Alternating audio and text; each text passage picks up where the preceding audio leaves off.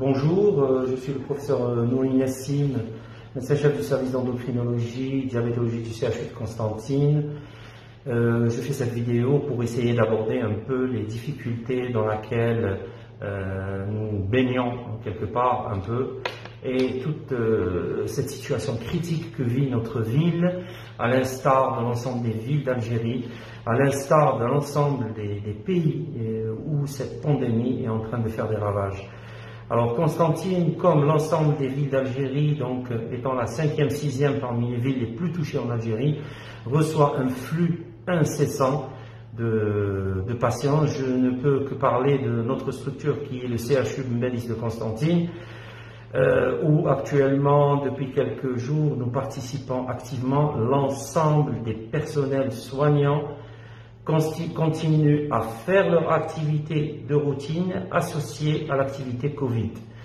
Et dans cette consultation Covid, nous avons beaucoup de problèmes inhérents à l'afflux de masse de personnes qui viennent consulter, à la surconsommation d'oxygène qui existe au niveau du CHU, mais comme le CHU étant vétuste, donc les installations sont mises à rude épreuve et nous arrivons à consommer presque 10 000 litres en 24 à 48 heures d'oxygène, ce qui pose beaucoup de problèmes. En plus de l'épuisement des équipes, surtout nos amis du service d'infectieux, de médecine interne et de pneumologie qui y sont depuis plus de 6 mois maintenant, bientôt, face à cette situation-là. Donc les personnels sont épuisés. Quand je dis les personnels, je ne dis pas les personnels médicaux, les personnels paramédicales, les soignants, les agents de sol, les agents de sécurité qui sont mis à rude épreuve aussi par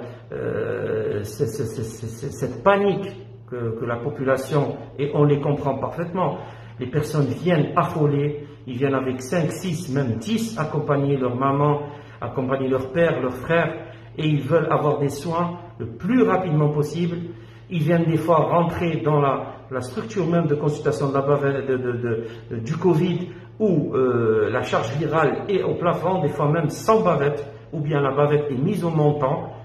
Ils respirent le virus, accompagnent leurs parents, des fois dans des situations d'agressivité totale, et après finissent par revenir 10-15 jours après, en ayant peut-être perdu ce parent-là, ou bien ce parent est encore hospitalisé, et eux ils viennent dans une situation d'atteinte, et ils sont plusieurs, et c'est des familles entières. Donc Constantine souffre comme les autres villes, et l'hôpital de Constantine aussi souffre. Il y a aussi les moyens dont on dispose pour le moment, et alhamdoulilah, on arrive à subvenir à nos besoins, mais ce n'est pas des moyens qui partent en fumée, vu la charge, le nombre de personnels qui y sont mis. Donc on est en surconsommation de bavettes, en surconsommation de surblouses, et on espère pouvoir faire face à cette situation-là. Pour nous en tant que soignants, nous avons du mal à suivre parce que les autres pathologies persistent. Et le Covid est là, et la Covid plutôt est en train de s'installer dans la durée. Donc, on espère pouvoir tenir le coup, on espère pouvoir faire face à la situation, et on demande surtout à notre population de respecter les distanciations, de respecter le port de la bavette. On nous dit la bavette nous fait suffoquer. Moi je leur dis, suffoquer avec une bavette vaut mieux que suffoquer en ayant 15 litres d'oxygène dans le nez et ne pouvant pas respirer. Assister à une personne en train de suffoquer en direct est un malheur que je ne souhaite à personne. S'il vous plaît, aidez-nous.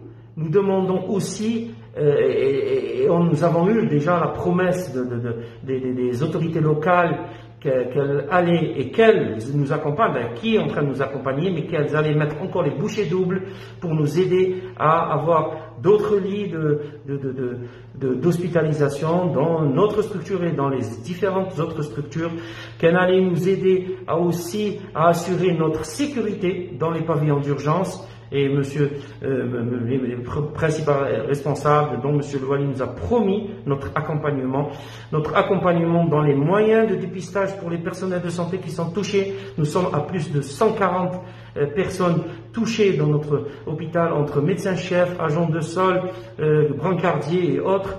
Et nous voyons les équipes diminuer au fur et à mesure. On a peur d'une fois arriver à un jour où l'ensemble des personnels soignants ne seraient pas aptes à donner et à procurer au moins le minimum de soins à notre population. On a fait appel à notre population, aidez-nous, s'il vous plaît, aidez-nous.